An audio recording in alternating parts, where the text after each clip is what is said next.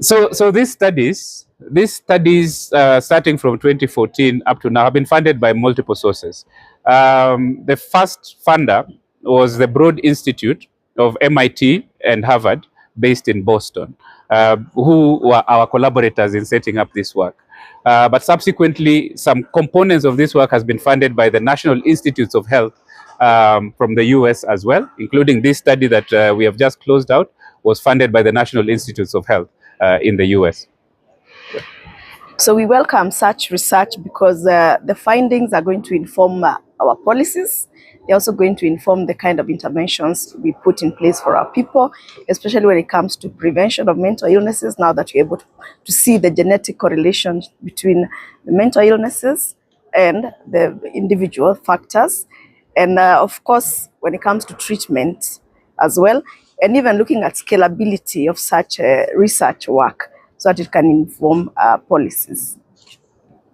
Do you maybe have a statistic on the prevalence of PTSD in Kenya, or there is no such thing?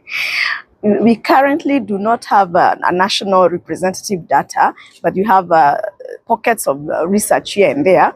We are currently in the process of undertaking the first ever national baseline mental health survey, and perhaps when this research is out next year, we're able to share more definitive figures.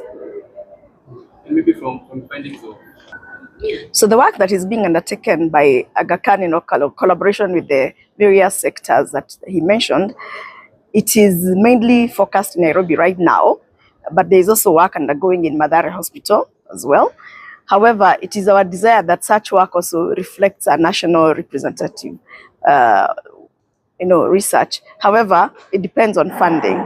You see, he's also talking about challenges in funding. So should we get more funding, it will be our desire to see that we also get to see across the nation, because remember, when you're looking at genetics, there are many factors to consider, including our unique cultures and unique composition of our Kenyan population. But for now, we do not have the funding to do it at a national level for this particular neuro gap. However, when it comes to the National Mental Health Survey, that one we shall do it at a national level and at a community level. But that one is not based on genetics. Yeah. Yes. Maybe also from the case that you're saying. So PTSD management combines a lot of interventions. There are some based on the severity. There are those who will benefit mostly from what people call counseling or psychotherapy, and there are those who may require beyond just psychotherapy or counseling, and they require medication.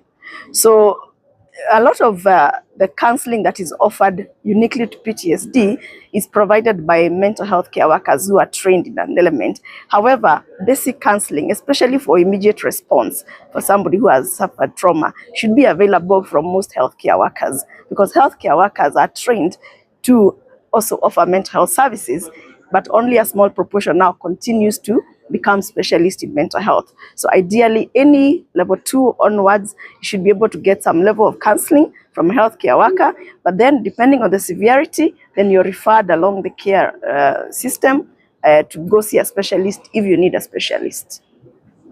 Good.